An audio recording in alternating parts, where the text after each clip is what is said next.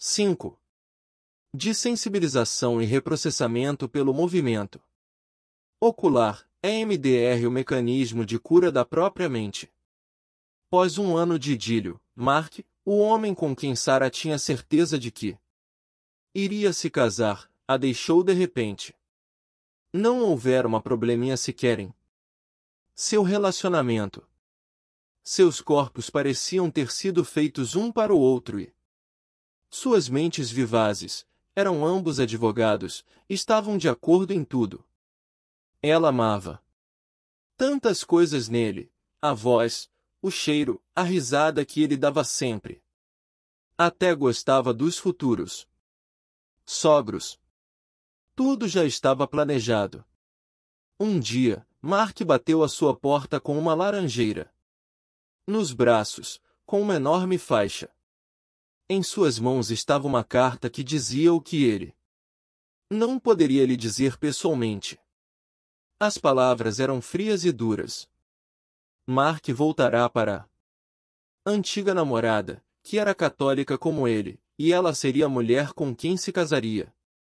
Sua decisão era definitiva, dizia a carta. A ferida no cérebro. Depois daquela tarde, Sarah nunca mais foi a mesma. Sempre fora forte como uma rocha, mas começou a ter ataques de ansiedade quando se lembrava do que havia lhe acontecido. Não era mais capaz de se sentar perto de uma árvore em um jardim, especialmente de uma laranjeira. Seu coração começava a pular no peito assim que pegava um envelope com seu nome escrito nele.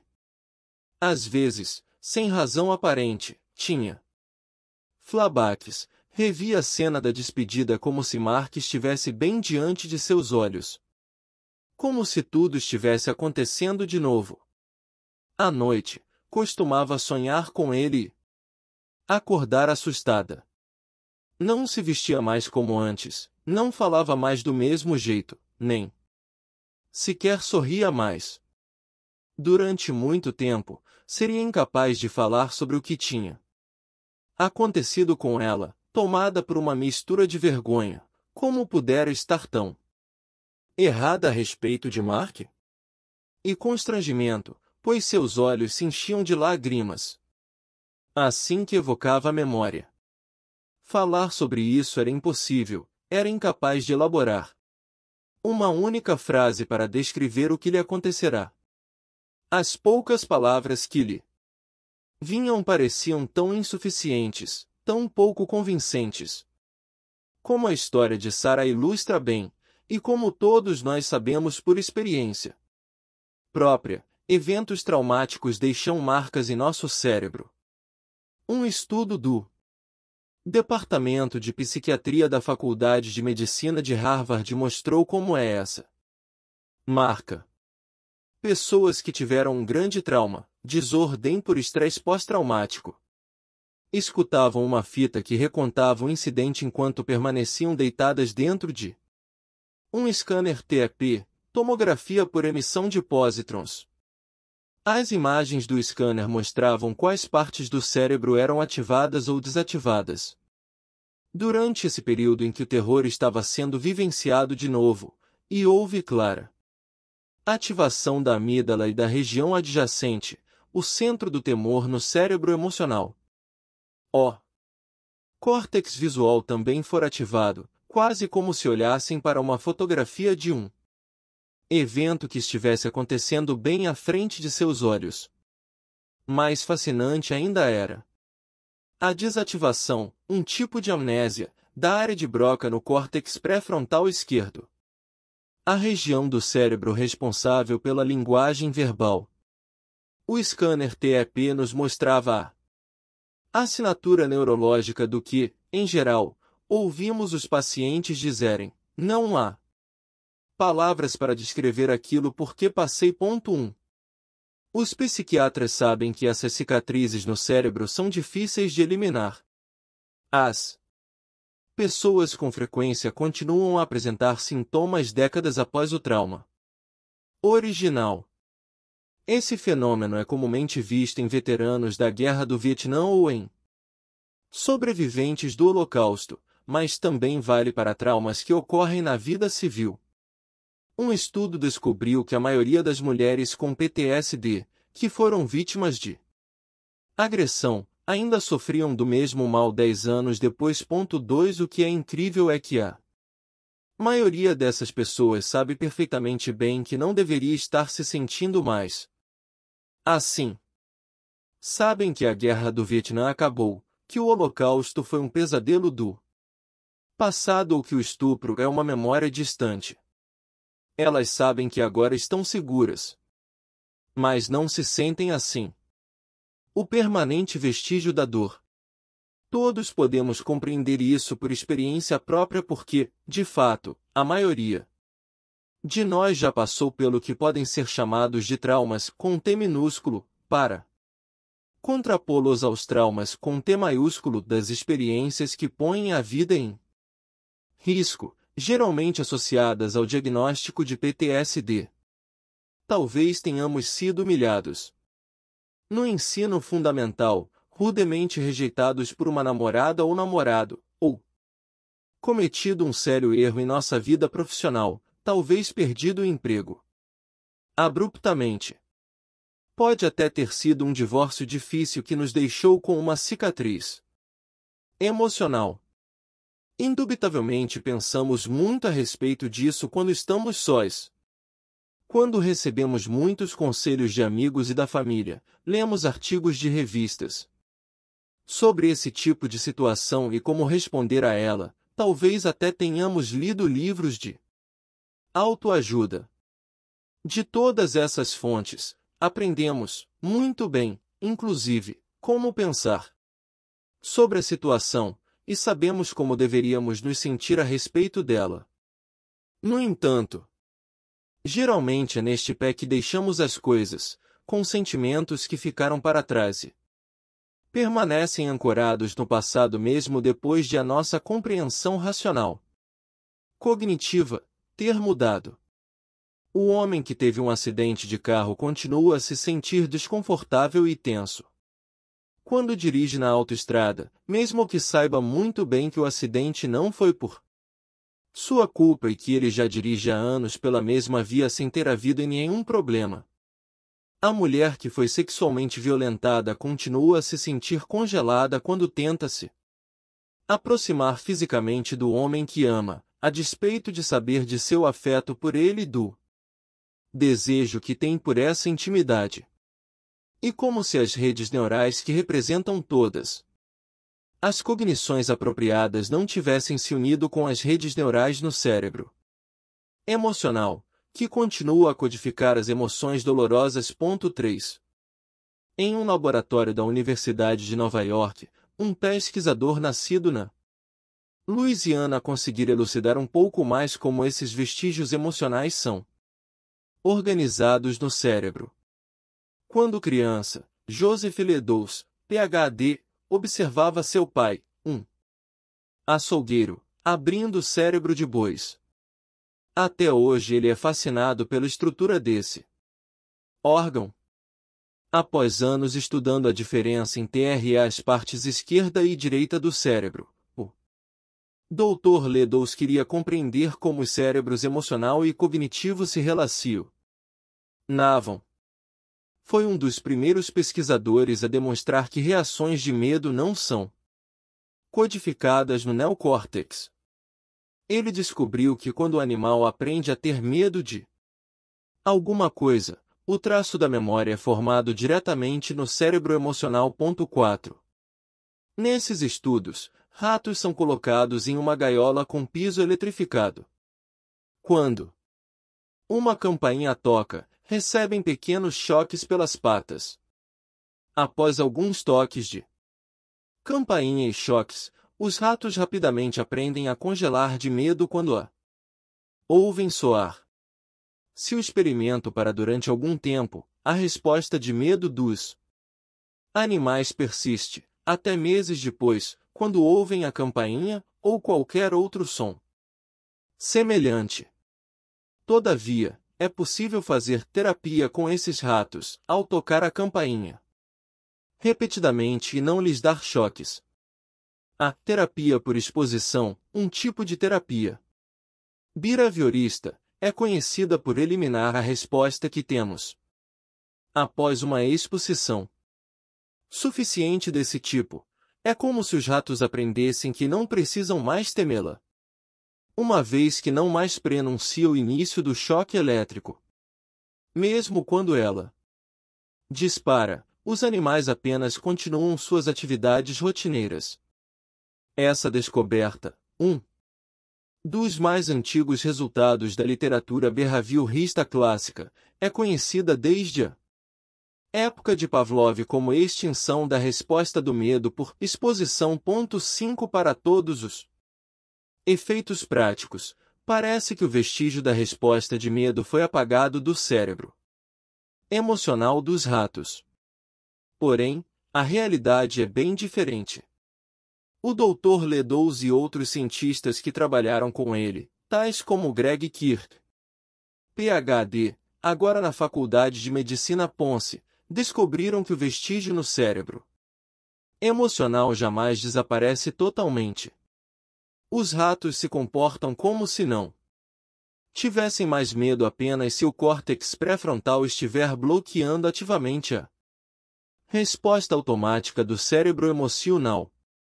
Assim que o controle do neocórtex enfraquece, o medo ressurge, mesmo depois da terapia. 6 O Dr. Ledoux também fala da indelebilidade das memórias emocionais.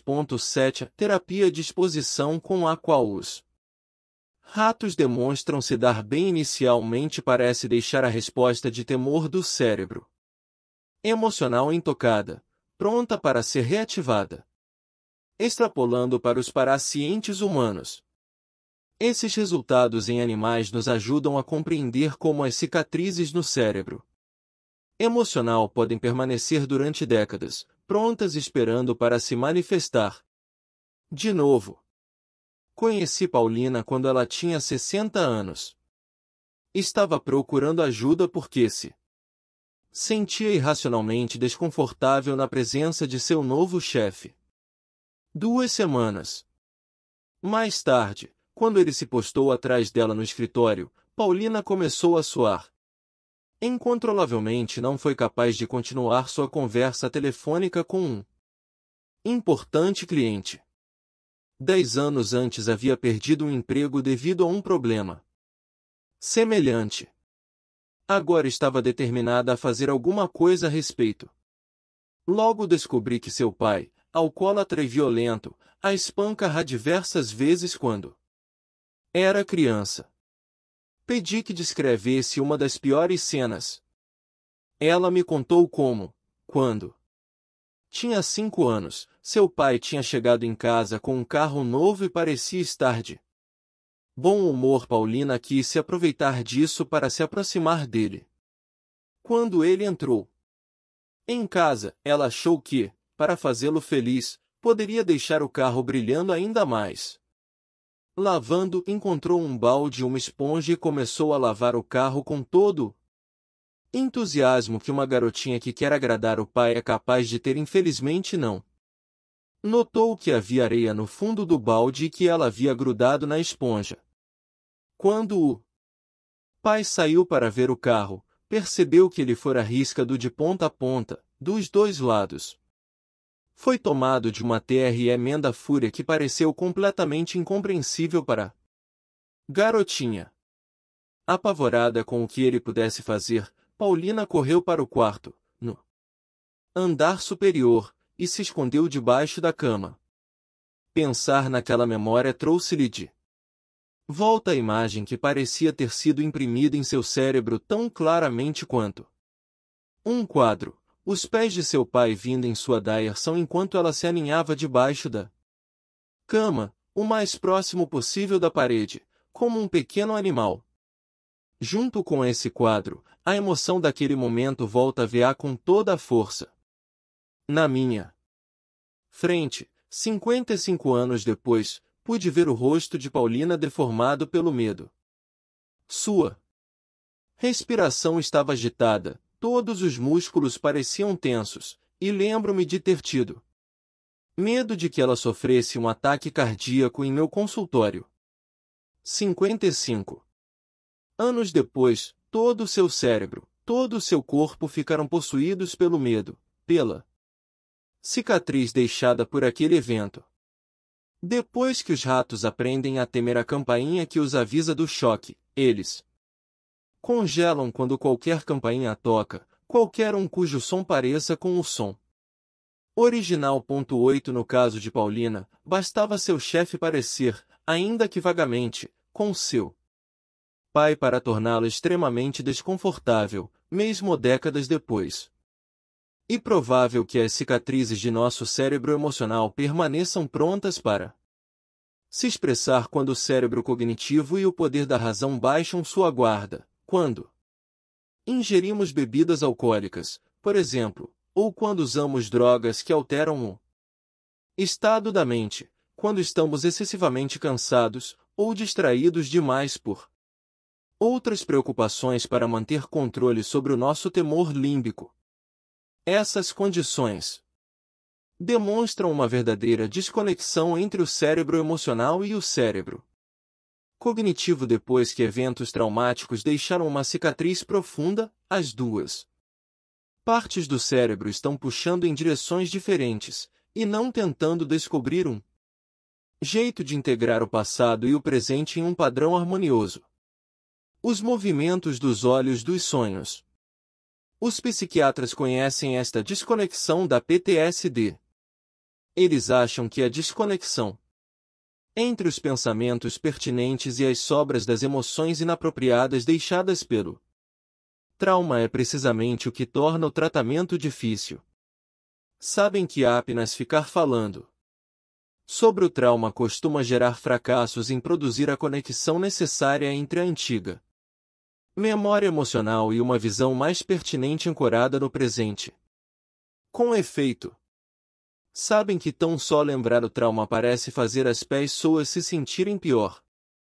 Os psiquiatras também sabem que a medicação só tem eficácia limitada.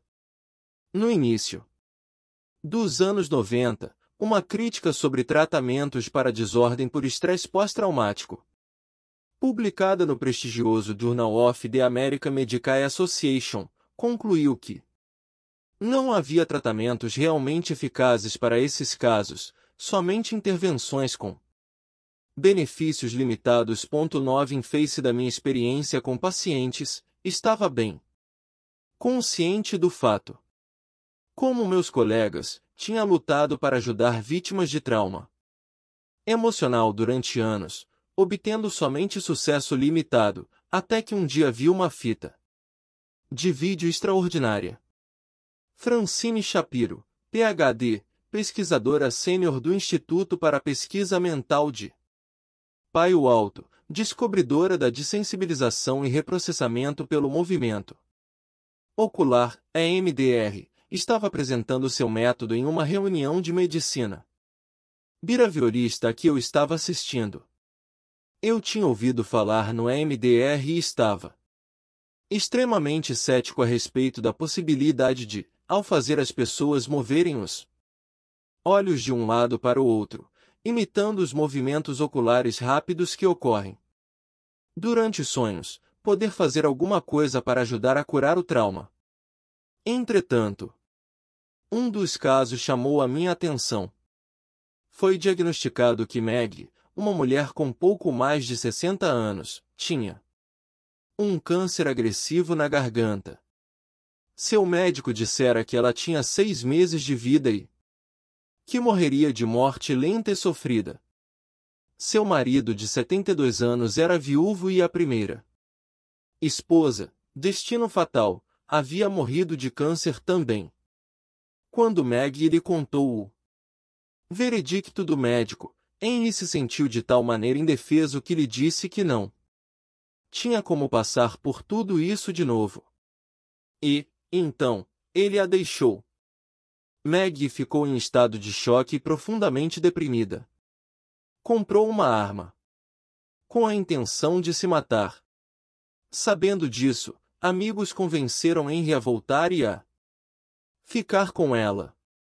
Todavia, Maggie ficará tão traumatizada com o abandono que não conseguia mais dormir, tinha pesadelos recorrentes em que ele a deixava, e não pôde tolerar se separar dele mesmo para ir ao supermercado. Tendo ouvido falar de um ES. Tudo para ajudar pessoas a se recuperar de traumas, ela participou de um dos primeiros estudos de controle de EMDR. De início, Maggie mal podia evocar a imagem de Henry dando ré enquanto saía de casa, no dia em que a abandonou. Ela quase sufocava de medo. Então, com a ajuda de uma terapeuta amorosa e atenciosa, foi capaz de se permitir evocar as mais poderosas imagens de Henry a deixando enquanto seguia a mão da terapeuta, movendo-se de lá para cá na frente de seus olhos. Falar sobre sua dor custou-lhe um esforço imenso, claro. E a memória parecia estar impressa basicamente em todo o seu corpo. Ela se queixava não apenas do trauma, mas de medo dos pulos de seu coração e de dor no corpo todo. De repente, após outra sessão de movimentos oculares, o rosto de Maggie mudou completamente. Ela tinha uma expressão de surpresa no rosto e disse: "Sumiu." E, como se eu estivesse no trem, ela recorda. Você olha algo que parece estar ali durante um instante, e depois aquilo some, está no passado e a outra coisa que você está olhando, belo ou doloroso, está no passado. Você não pode recapturar isso. Toda a sua linguagem corporal tinha mudado. Ela parecia recomposta, embora ainda um pouco confusa. Com a série seguinte de movimentos oculares, Maggie começou a sorrir. A terapeuta parou o movimento dos olhos e lhe perguntou o que tinha vindo à sua mente. Eu me vi em pé na entrada de casa olhando Henry saindo de carro e pensei, se ele não consegue lidar com isso, problema dele, não meu.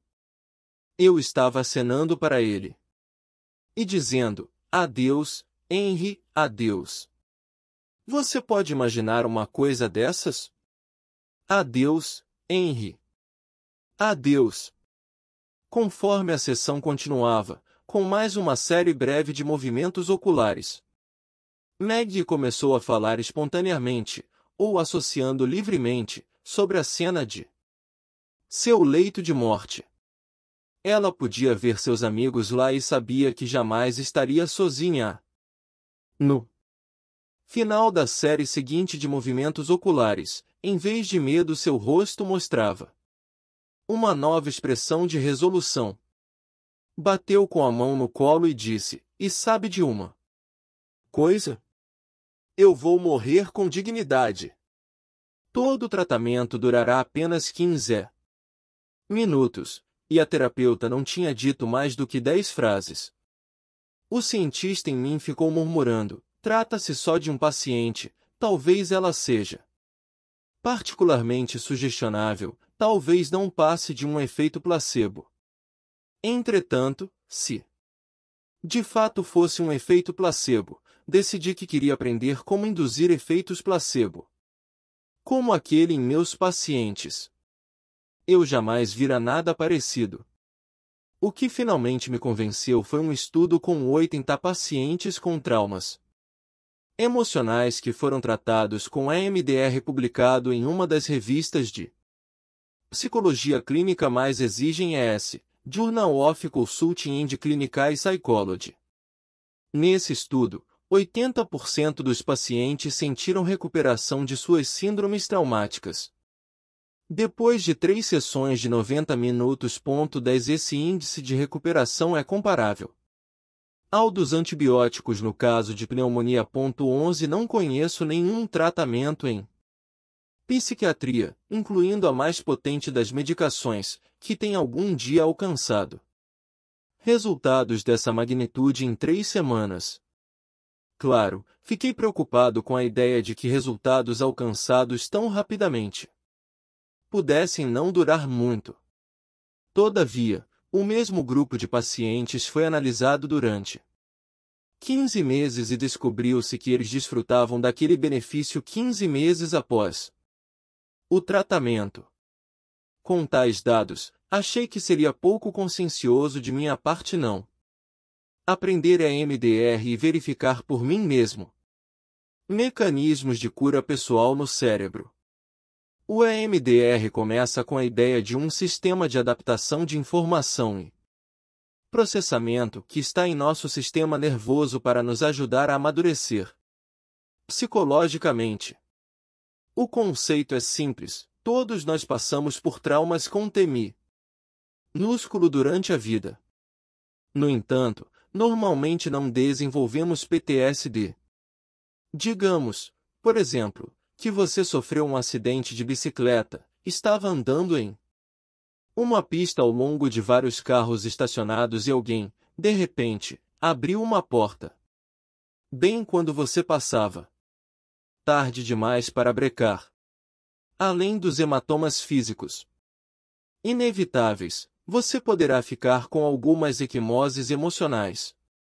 Durante algumas horas, ou dias, seu corpo talvez trema, você talvez pense sobre o acidente nas horas mais inesperadas, fale disso com frequência, sonhe com isso à noite. No dia seguinte, pode ser que fique nervoso ao pensar em pegar a bicicleta de novo e, se o fizer, vai se perceber atento aos carros estacionados. Entretanto, após algum tempo, não muito depois de seus hematomas físicos terem sumido, vai se descobrir andando de bicicleta novamente. Você vai prestar mais atenção nos carros estacionados e talvez tenha aprendido a andar a uma distância segura deles. Em essência, já terá digerido o evento doloroso.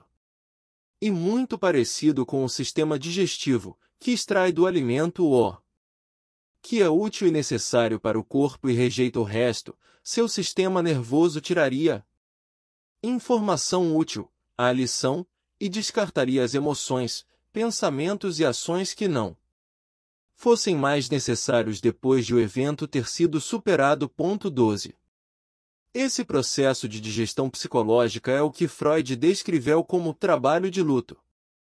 Em sua tese clássica Luto e Melancolia. Após uma perda séria, ou qualquer importante desafio à nossa sobrevivência no mundo, nosso sistema nervoso fica temporariamente desorganizado e progressivamente encontra seu equilíbrio, sua homeostase, como os fisiologistas dizem. Em geral, ele até sai mais fortalecido desse processo, mais flexível, mais adaptado ao vasto leque de situações. Alguns psiquiatras já declararam convincentemente que é esse processo que nos ajuda a desenvolver mais resistência contra as adversidades. 13 Freud estava escrevendo quando a era industrial se encontrava a todo vapor e ele se referia a esse fenômeno como trabalho de luto. O EMDR, desenvolvido durante a revolução da informática e na era da neurociência, refere-se ao mecanismo de digestão que existe em nosso cérebro como sistema de adaptação de informação e processamento. Em algumas circunstâncias, todavia, a capacidade de nosso sistema para se adaptar pode ser esmagada. E o que acontece quando o trauma é grande demais, como no caso de tortura, estupro ou perda de um filho? Segundo minha experiência, a perda de um filho, ou mesmo a doença séria de um filho, pode se tornar uma das experiências mais dolorosas que alguém pode ter de suportar, e uma das de mais difícil recuperação. Uma segunda circunstância é quando um trauma, mesmo pequeno, acontece em uma hora em que estamos particularmente vulneráveis. Talvez esse evento tenha ocorrido na infância, quando somos fisicamente impotentes para nos defender e quando nosso sistema nervoso ainda não está de todo desenvolvido. Ele pode também ocorrer quando adultos estão fragilizados, física e emocionalmente, por qualquer razão. Em um e outro casos, por trauma intenso ou com vítima fragilizada, eventos adversos então se tornam traumáticos, no sentido exato do termo. Vera, por exemplo, era uma enfermeira em consulta por causa de um sentimento crônico de depressão e uma autoimagem muito baixa. Ela se via como gorda e feia. Nojenta, chegou a dizer ao passo que, objetivamente, era até atraente e seu peso estava bem dentro do razoável. Como era naturalmente engraçada e cativante, era evidente que sua autoimagem estava muito distorcida. Enquanto a escutava, compreendi que essa imagem de seu corpo tinha deitado suas raízes alguns anos antes, durante os últimos meses de sua gravidez. Vera lembrava-se com grande lucidez do dia em que estava brigando com um namorado, o pai de seu filho. Ela se queixava de que ele não passava mais tempo com ela. Ele dizia que estava ocupado demais, mas Vera sabia que ele estava mentindo e continuou a pressioná-lo. Finalmente o namorado cedeu e gritou que a verdadeira razão pela qual ele a estava evitando era esta: você está gorda demais, você é a coisa mais feia que já vi na vida. Vera não pôde controlar as lágrimas. Achei que tinha superado isso, ela começou dizendo. Em outras circunstâncias, talvez tivesse sido capaz de se livrar do comentário do namorado com seu habitual bom humor. Talvez replicasse que ele não era nenhum Brad Pitt. Mas sua gravidez fora difícil, ela parou de trabalhar no início da gestação e não tinha certeza de que seria capaz de achar um novo emprego quando fosse a hora de voltar ao trabalho. Temia que Jack pudesse deixá-la logo após o nascimento da criança. Exatamente como seu pai fizera com sua mãe.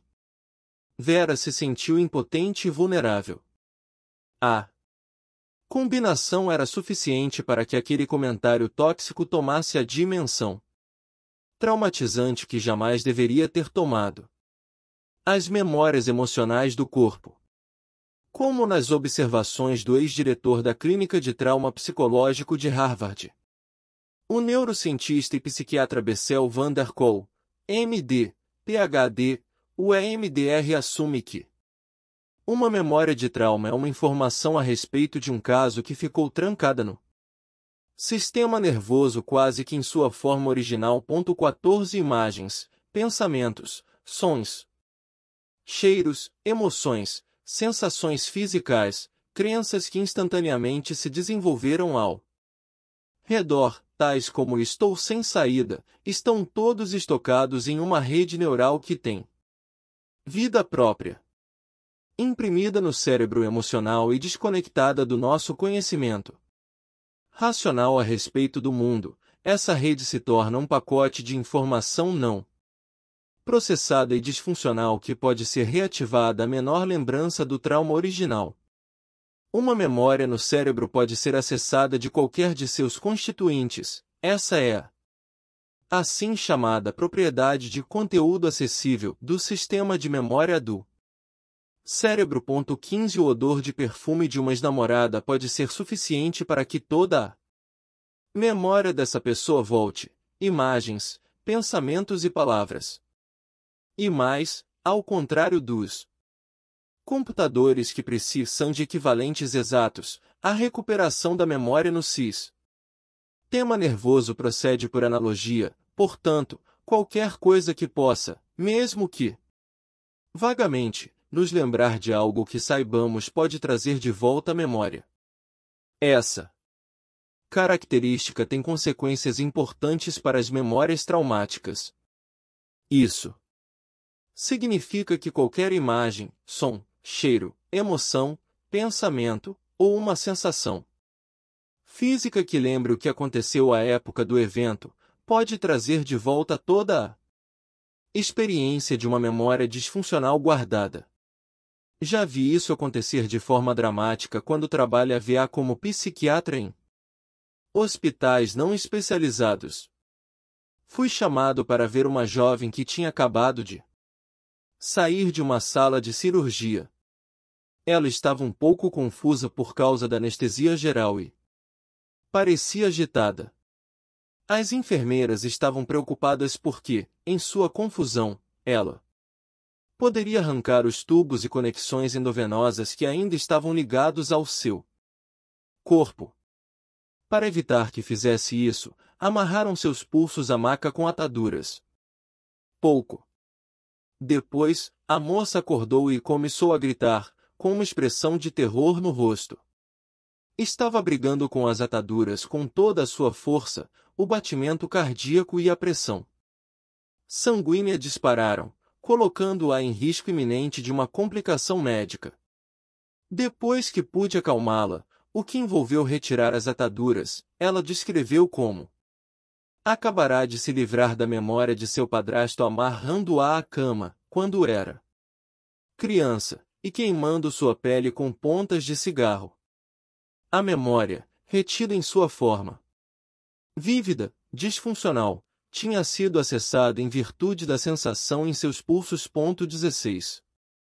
A investida do EMDR serve para evocar a memória traumática em todos os seus diversos componentes: visual, emocional, cognitivo e, principalmente, físico, o eco da imagem no corpo. Então se pede que o paciente apenas siga a mão do terapeuta, que se move rapidamente de um lado para o outro diante de seu rosto, para induzir os movimentos pertinentes do olhar.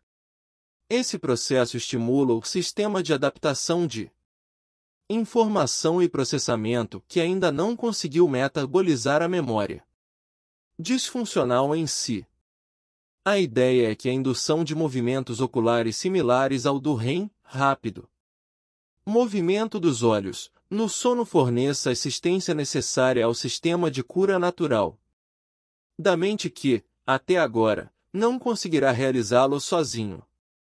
Assim como certas plantas, outros remédios naturais foram usados durante séculos para ajudar o processo natural de cura de feridas de traumas físicos. O movimento de olhos do EMDR parece acelerar a recuperação natural de traumas psicológicos. Durante os movimentos oculares em si, os pacientes espontaneamente parecem fazer associações livres por intermédio da vasta rede de memórias relacionadas em diferentes níveis da consciência. Eles frequentemente começam a ver outras cenas relacionadas ao mesmo trauma, quer porque foram de natureza similar, por exemplo, outro fim de namoro, talvez um que acontecerá antes, quer porque tinham uma emoção similar, por exemplo, ficar trancado por um primo em um baú aos 4 anos de idade. Ou podem simplesmente experimentar emoções poderosas que de súbito vêm à tona, mesmo que estivessem sendo contidas até então. E como se os movimentos oculares do EMDR facilitassem o acesso rápido a todos os canais de associação a essa memória traumática, que está sendo objeto do tratamento. Como esses canais são evocados, eles parecem rapidamente se unir às redes cognitivas que estocam informações mais pertinentes, baseadas no presente. E por meio dessa conexão que a perspectiva do adulto, que não é mais impotente, nem presa de ameaças que pertencem ao passado, pode se ancorar no cérebro emocional. A nova perspectiva pode, então, tomar o lugar do registro neurológico do medo ou desespero. E, quando esse registro é trucado, a miúde tem-se a impressão de que uma nova pessoa pode emergir. Após vários anos praticando o EMDR, continuo surpreso pelos resultados que sigo testemunhando. Compreendo perfeitamente que muitos de meus colegas, psiquiatras ou terapeutas, permaneçam céticos, assim como fui durante muito tempo. Porém, sei que não vi muitos tratamentos na medicina tão intrigantes quanto aqueles em que o doutor é posto em ação.